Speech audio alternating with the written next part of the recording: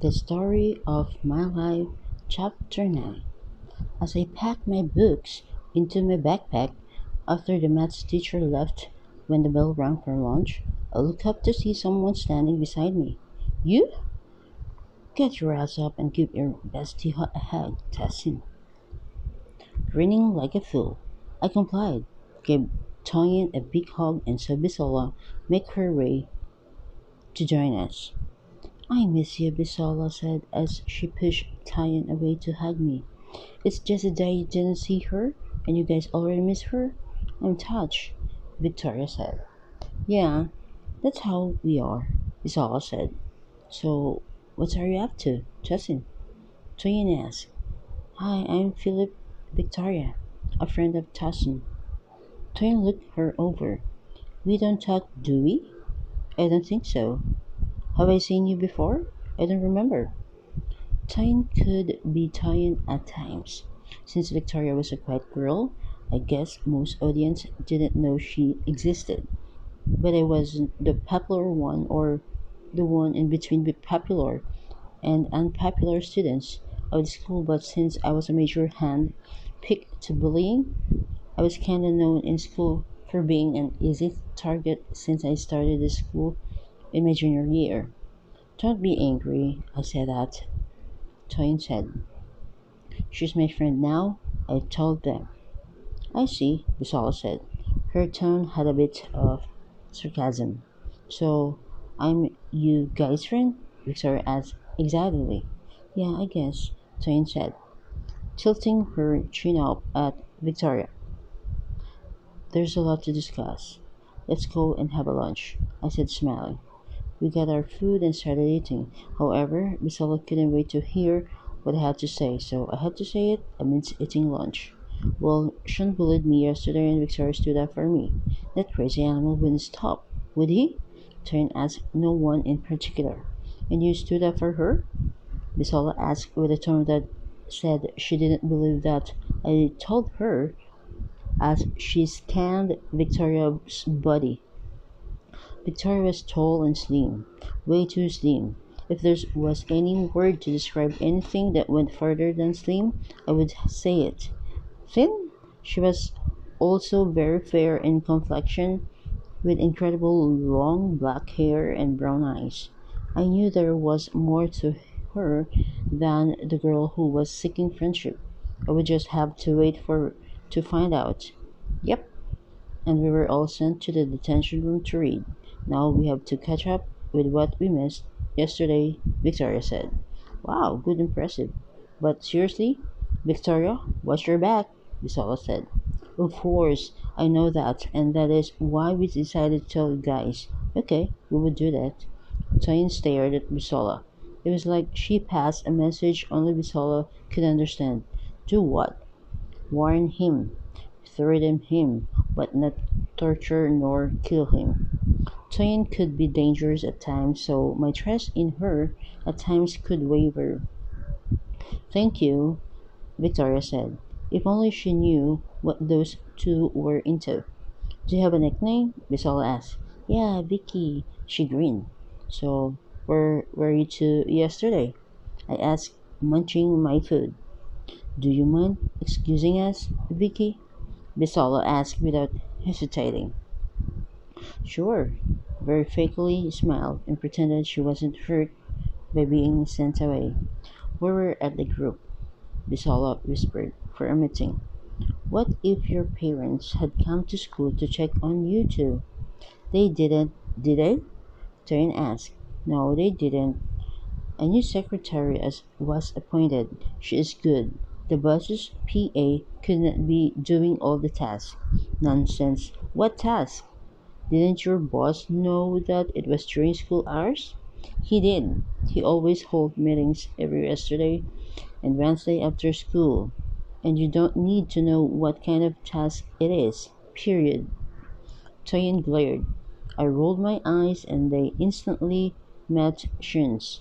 He pointed to his eyes with his forefinger and middle one and back at me. That signified he was watching. My friends would kill you if you lay your finger on me. But they wouldn't be there all the time.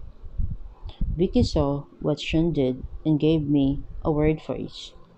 If only she didn't stand up for me, she wouldn't be in this mess we were in together. I beckoned her over and she gave me a genuine smile. It was a Thursday morning and the weather was still cold. The breeze was still blowing slightly since yesterday, alongside the heavy rain, except that the rain wasn't falling this morning. I had my hood on because of the atmosphere. It was 7:30 a.m. and the sun wasn't out. Perhaps not yet. As I entered the school, I saw the students heading on one direction and in a hurry. What's wrong? I spatted Bisola and shouldered my way to her. Hey, I tapped her. Hey, how are you? Good. What's happening? Miss Carson ordered us to the hall, including the teachers. What did she have to say now? The hall was crowded, and some students were already seated.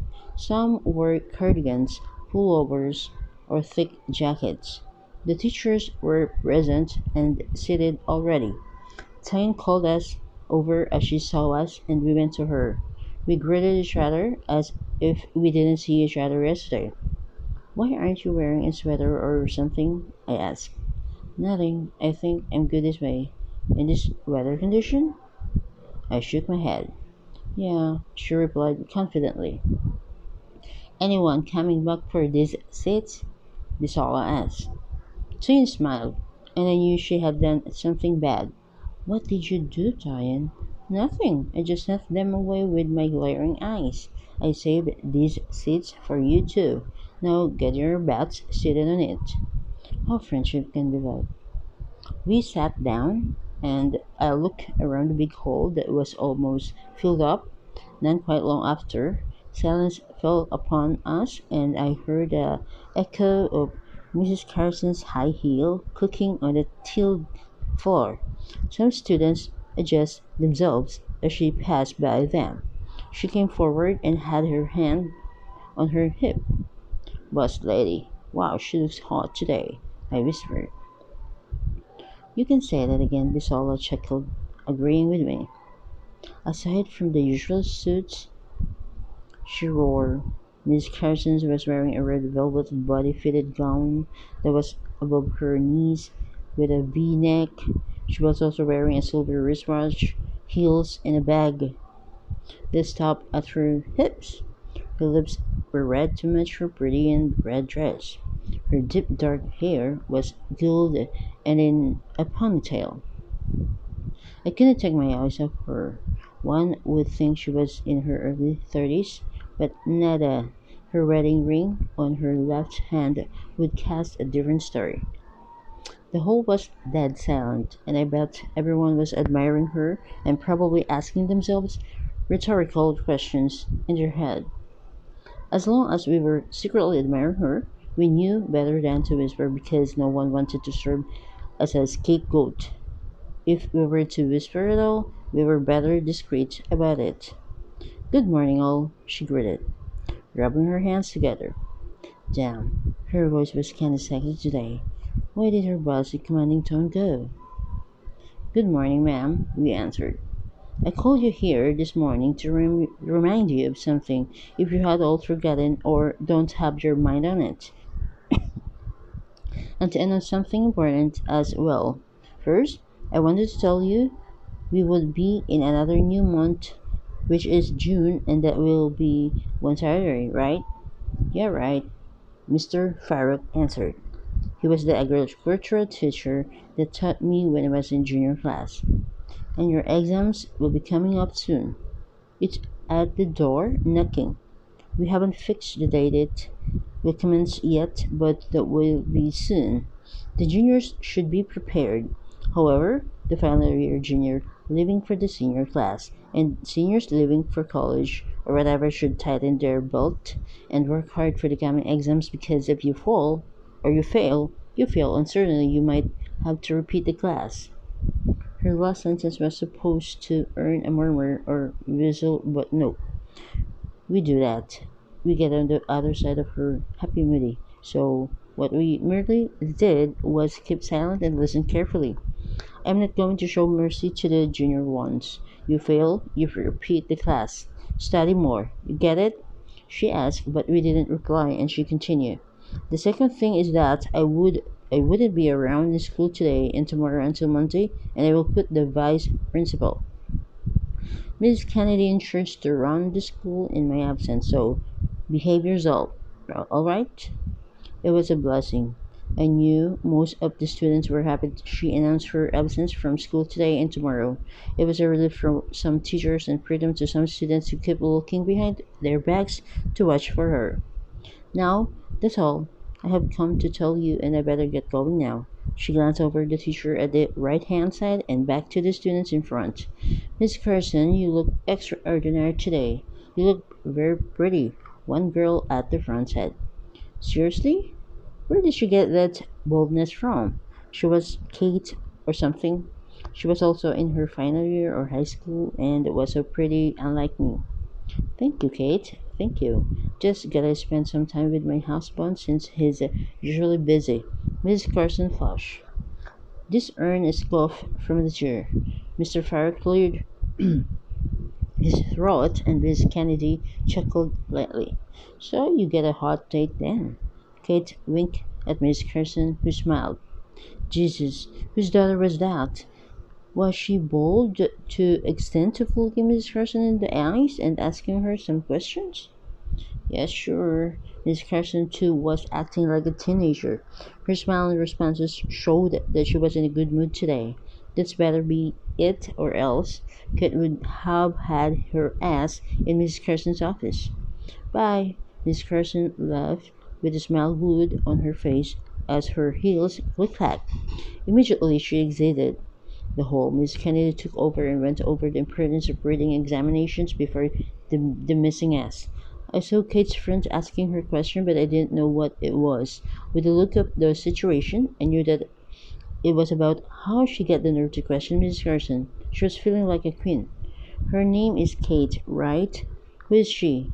I asked, still amazed. Yeah, Kate, Shin's cousin, Toyin replied. Seriously? Now I could see where she got her boldness from too. Jean was stronger than I thought. Yeah, she is a badass too. Don't get in her way, Toyin warned. I snorted. She didn't have to tell me. I could sense Kate's attitude. I saw Vicky looking at us and waved her over. With a worm over her face, Vicky said, we better have our belt buckled for this coming examination. Sure, nobody wants to fail, and some might, but they don't want to. Toyin shrugged as she walked out of the hall. That will be the main thing people will say. Exams here and there. Miss all added and check it. Her wristwatch. The bell rang for the commencement and the period, which would end pretty quick because we already used part of the time in the hall. So it was to be second, third, and fourth. It was going to be a long day. I wanted to go home, but unfortunately, my home was an option, and the feeling of going home vanished quickly as it came. What a pity!